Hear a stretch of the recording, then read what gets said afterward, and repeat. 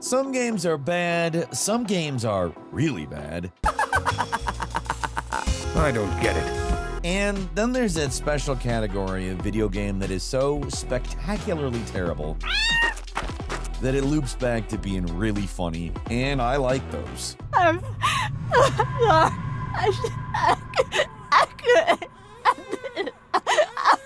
I don't know if I like them as video games, but I like them. Hi folks, it's Falcon, and today on gameranx, 10 video games that suck so bad they're funny. We're gonna start this one off with a doozy. Nathan Morgan dilemma. Our boy Nathan has a dilemma. The deceased professor has become the victim of a murder for an unknown reason, and it's up to the detective in his Rand McNally-ass voice to solve it. Hello. A murder. What? That When did it happen? it was around 3 o'clock. Okay. I will be there. It's probably one of the perfect funny bad games, at least for the casual observer, because it's obviously terrible from minute one. It's all dialogue, so there's not any infuriatingly bad gameplay getting in the way, which, that's good. So listen to the laughably terrible translation and the stilted machine-generated voice acting. Do you serve in the army in your free times? What the hell is that dog tag? Oh, sir, I was an Army officer in the Army before starting to work here. Most importantly of all, it's short. You get all the good stuff in an hour or less. I mean, it is really the complete package as far as a bad game. And let me tell you, there's some gems here. From the daughter who randomly brings up her boyfriend. So what? Was your boyfriend here? There's no need for him to be here to make me an orgasm. She laments that nobody loves him. They call him badass, but I love him so much. To the little boy who, in Nathan's words, is not normal as hell. It's hard to even say this stuff, honestly. This thing is just jam-packed with really bizarre, robotic, stilted, weird voice lines. The metahuman faces only enhance the experience, too. With their uncanny valley expressions, it's the three major elements. The translation's very bad. The voice lines are very bad. The dead-eyed humans that make this game an unintentional comedy masterpiece. The actual mystery is completely superfluous. It's basic as hell. It doesn't even matter. The real joy of Nathan Morgan Dilemma is conversing with all the gormless meat puppets, throwing out the most insane dialogue you've ever heard. To quote the mother, Amy Bennett, who looks the same age as her children, I am a mother. First of all, I just want you to know that I am a mother. Just as a mother is to her children, I am to them. I can never get enough of this game. Oh, no, I'm not even joking. I can't. Hopefully you can't get enough of gameranx, and if that's the case, do us a big solid and enable notifications. We hear some people don't necessarily get all of our videos recommended to them, since they made it so that there's 3 non-shorts on your homepage. Ugh. Anyway, it's a big favor to us if you enable notifications, and it might help you see some stuff that you want to see. Not going to waste any more of your time. Let's get back to the video. Thanks a lot, though. And number 9 is Stray Souls. If you just look at any of the screenshots or some of the extremely curated gameplay footage, then on the surface, Stray Souls seems like a pretty good-looking game. But beneath that occasional polish is one of the most bafflingly bad horror games of the last 10 years. This thing is incredibly bad, from its embarrassing and incoherent attempts at a story that quickly devolve into endless plot dump cutscenes and extremely long notes that could be easily mistaken for Time Cube-esque manifestos. Just bizarre attempts at humor, like the moment where they inexplicably set off fireworks during a Silent Hill-inspired horror game where you're constantly fighting supernatural monsters. They set off freaking fireworks. Look up. I have a surprise for you. Wow, Martha, I don't know what to say. I don't know, it kind of hurts the scariness when our main character, Daniel, is constantly making faces like he's got a nervous tick or something. I'm pretty sure this is all just some default animations from MetaHuman. It's meant to show up the range of expressions that are possible. Like this guy yawning and scrunching his, he's mugging at the camera like a freaking madman. It's just so hard to take it seriously when your main guy is wielding a golden desert eagle like a Call of Duty sweat lord. And the enemies themselves are not much more intimidating. Sometimes they're right out of Silent Hill. Sometimes you fight Bigfoot out of nowhere. And when they actually try to be scary, the jump scares are just laughable.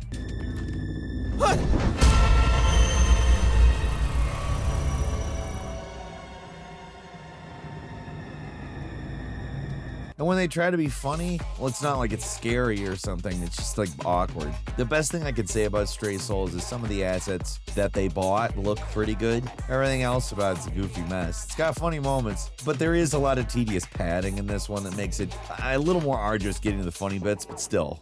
And number 8 is Cabela's Dangerous Hunts 2013, a game that wastes no time. You get 10 minutes of boring, vaguely real-world related hunting crap, and then boom, pure cuckoo bananas the rest of the game. For some, frankly, God-sent reason, Cabela or whatever, they briefly attempted to turn their yearly shovelware into Call of Duty clones. For a shining moment, goddamn, everything was right with the world. Except for the animals, they wanted you dead. Every waking moment in Dangerous Hunts 2013, you're weathering an endless assault of Animal Kingdom united under one common purpose. Carnivores, herbivores, omnivores, all teamed up to stop you.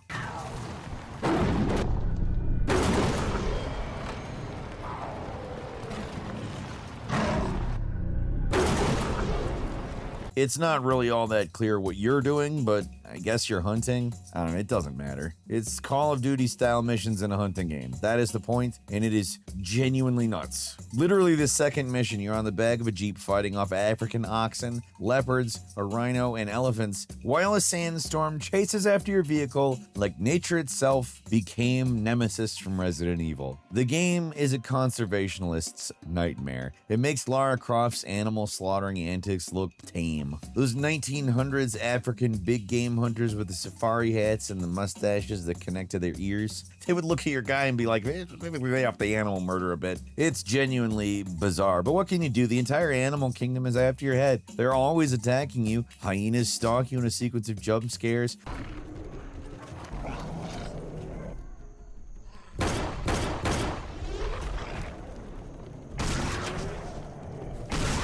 Wolves attack in packs in conjunction with bears. It's this fever dream. All they had to do is swap out the generic terrorists of a Call of Duty game with animals, and that's what this game is. And wow, does it come off deranged. And number 7 is Final Sword. Forget Elden Ring, this is the real melding of Souls and Breath of the Wild. It's got a title that sounds Souls-like, and look, they completely ripped off the 3-hit attack animation from Zelda. This game is infamous in Japan, not because it's obviously subpar quality, but also because the original version of the game literally stole music from Legend of Zelda. Somehow they claimed ignorance and got away with it, but the music was removed from the game and it was allowed to be sold. It's a game that is so crappy, it almost feels like punching down to be talking about it. I mean, it's baby's first video game. Look at it. You know what I mean.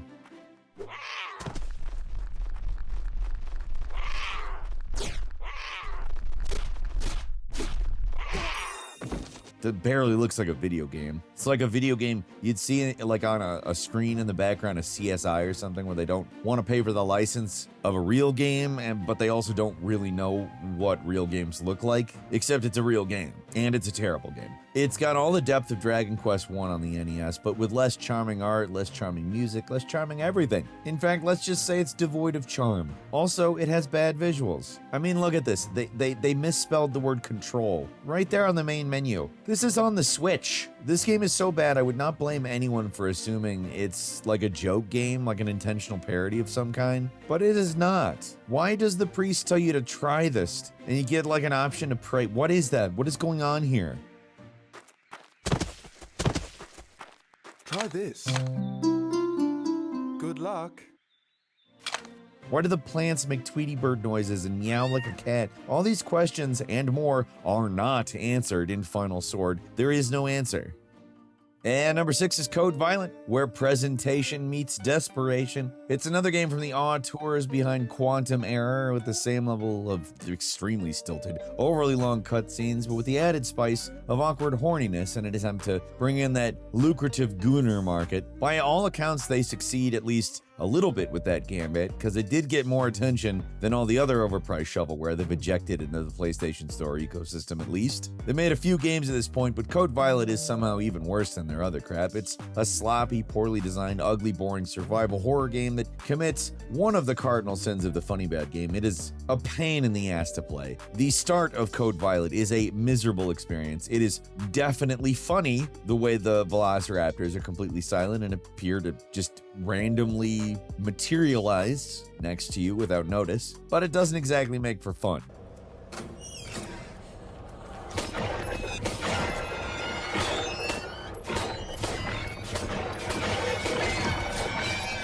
Once you actually get into the game proper, it all becomes incredibly easy, and that's when the funny stuff, the actual funny stuff, really starts happening. Like, there's terrible bosses that are less dangerous than a standard enemy, like the mighty T-Rex, total chump, walking backwards, shooting, and doing nothing else. It's all you have to do to down the king of the dinosaurs. The game is full of very dumb stuff, like a train that transforms into 3 trains side by side and then turns back into 1 in the next cutscene. The final boss is the ultimate height of pretension, while also being laughably easy on top of a repeat of the first boss in the game, only somehow easier. There's a part where the hallway gets flooded and you're swept out of the room, only to wake up and everything's the same. The outdoor segments of the game are particularly hideous and laughable. It's supposed to be some epic reveal of the outside world, but it falls completely flat because it looks like an 8-year-old going nuts with the copy-paste tool in Unreal.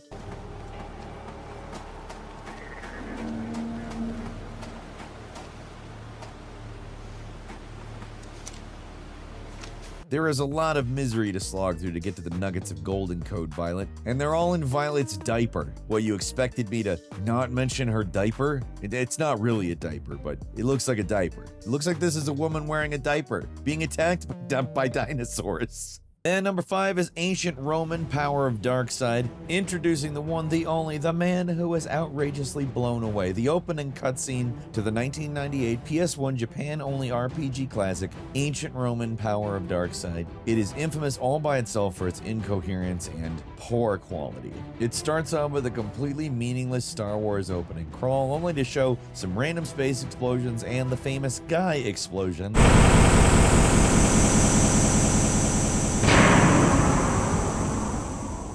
Only to jump ahead another 1,000 years, only to show another random explosion, a princess getting hilariously beaten up by a demon guy.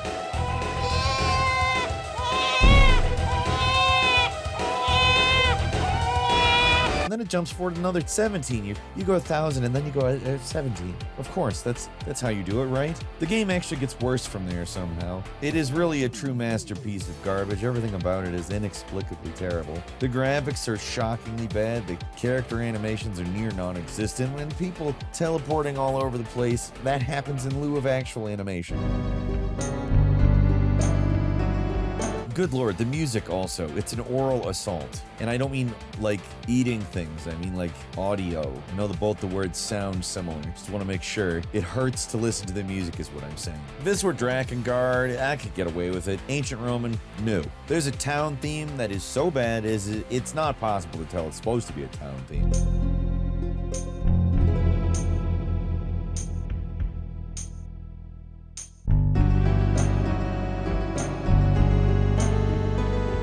There is not a whiff of harmony, it's just a random jumble of notes. Battle system, even worse than anything else. This garish clash of horrendous crap and low quality background. It's all, look at it, it's so bad. And the worst part is by far the constant hitching. Attacks hitch every single time because of a sound effect issue. It's so bad.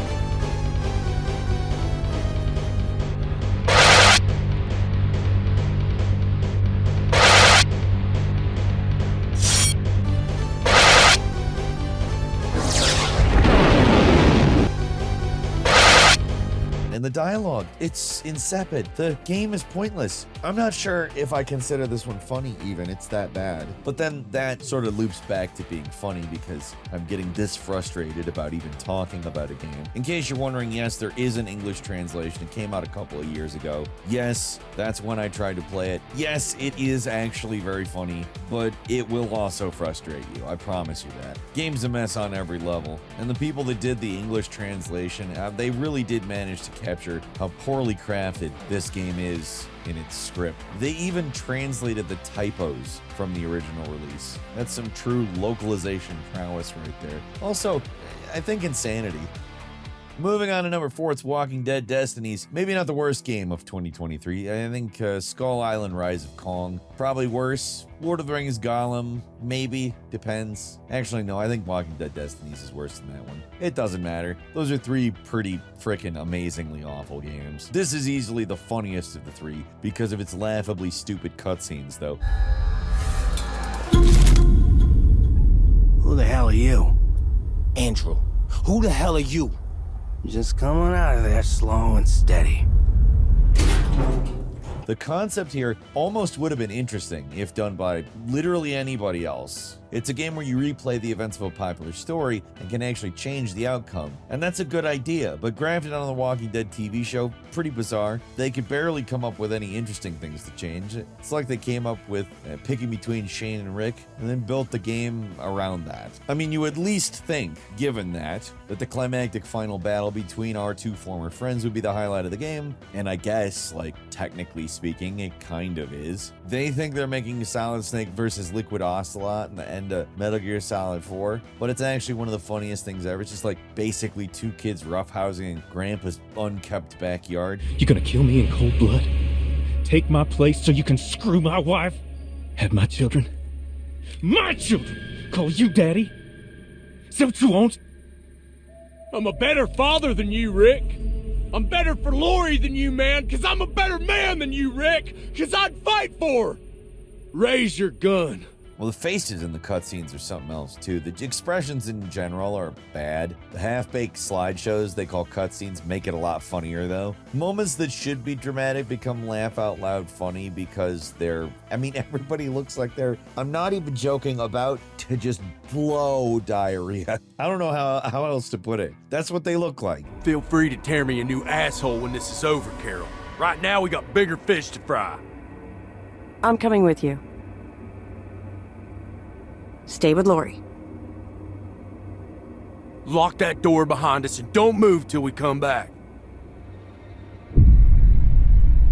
All the time. Every time they have any emotion, it looks like, oh, diarrhea. Everything else about the game, frankly, dull as hell, but man, those cutscenes are incredible. I'm sorry. I couldn't. I'm so sorry. No. No! No, no, no! No, no, no! And number 3 is a virtual hide-lide. I don't really know what a real hide-lide is, but I mean, this is one of those games you gotta look at and laugh. Like, it's like a joke game you'd see on Homestar Runner or something, but it is not a joke game, it is a real game. Someone in Japan thought there was something about this that it was gonna resonate. Or maybe they didn't. They just thought it was acceptable. Even that, though, is funny, in my opinion. Like, look at our boy's power stance.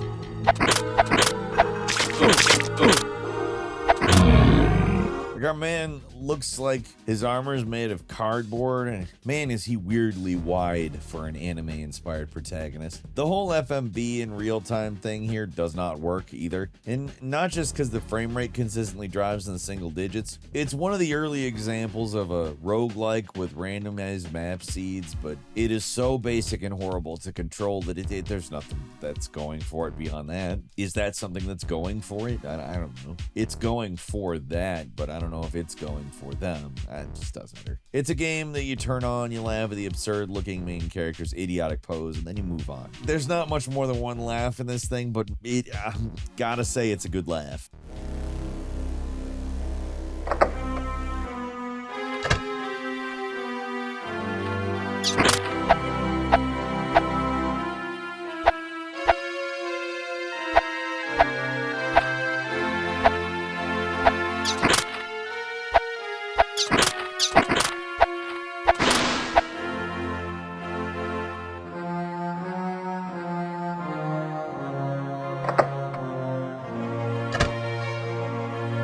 And number 2 is Spider-Man versus the Kingpin. It's just like the cartoon came to life, said no one ever. When trouble arises, as it does so often, Peter Parker is no longer just an ordinary newspaper photographer, but something else entirely. Something with the strength, endurance, and power of... Looks like it's time to call on your friendly neighborhood Spider-Man. The Sega CD version of Spider-Man vs. the Kingpin is a magical game, not just because of the hilarious swing time opening theme song composed with the butt rock dial cranked all the way to 11, and yes, that is a Spinal Tap reference. No, it is nowhere nearly as charming as Spinal Tap, but hey, I wanted to mention Spinal Tap. I was thinking about it. These go to 11.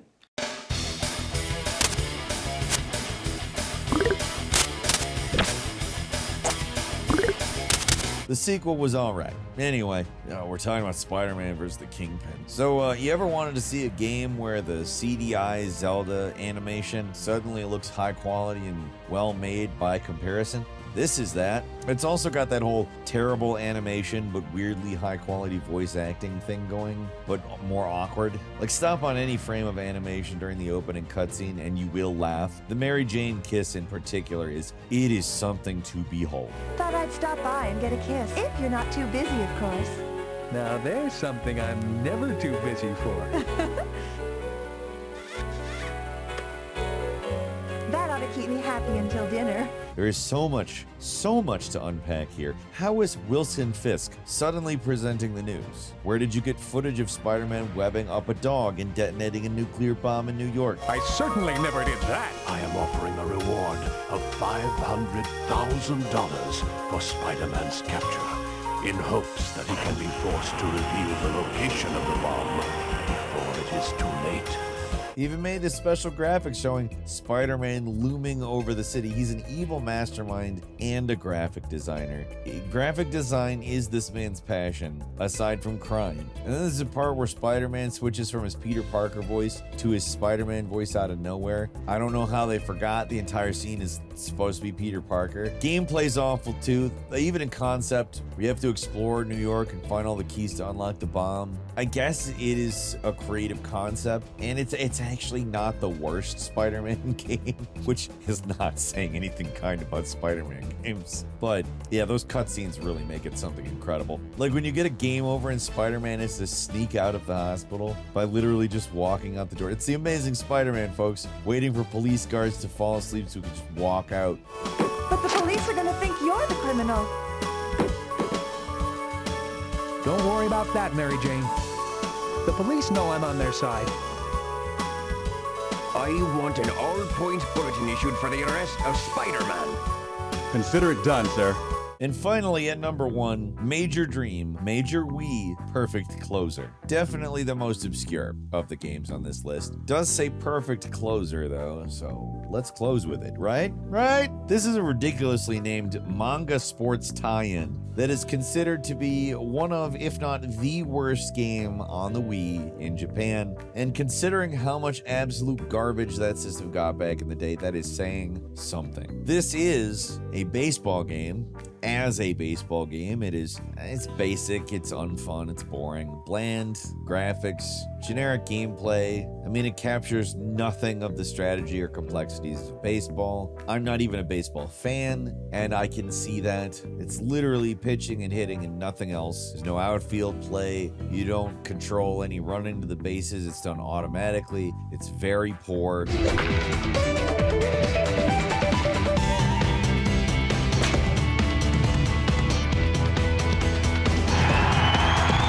And if that was all there was to talk about there, I mean, that wouldn't be much to talk about. But also, this game is very buggy in the best possible ways. And by that, I mean a lot of the time, the batter is facing backwards, like toward the umpire. Not even a one-time thing either. It's something that just sort of happens briefly in the course of a regular game. If it happens once, the rest of the game is going to look like that, and it's funny every time. It's not just a visual thing either. Every time the backwards batter swings, it always sends the ball straight down the pitch, no matter how you hit it. And for some reason, it's always the catcher who runs out to get it, no matter how close the ball lands to any other player. I mean, again, I am not a massive baseball fan, but even a small, hell, minuscule amount of familiarity with baseball would tell you that the catcher is probably, once the ball exits maybe a 20-foot radius, definitely not the best guy. That's not even the worst bug in the game either. It's just a lot more common than all of the other bugs. But the game is so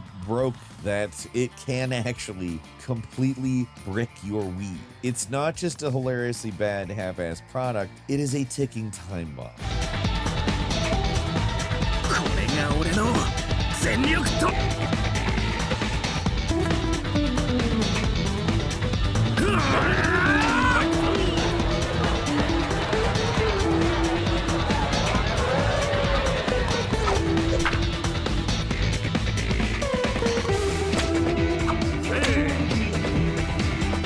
that's all for today. Leave us a comment, let us know what you think. If you like this video, click like. If you're not subscribed, now's a great time to do so. We upload brand new videos every day of the week. Best way to stay in first, of course, is a subscription. Don't forget to enable notifications, and as always, we thank you very much for watching this video. I'm Falcon. If you want the unhinged stuff, become a member of the 1% Club. That gets you exclusive access to the Falcon Show. We're having a blast doing that. Thank you so much. We'll see you next time right here on gameranx.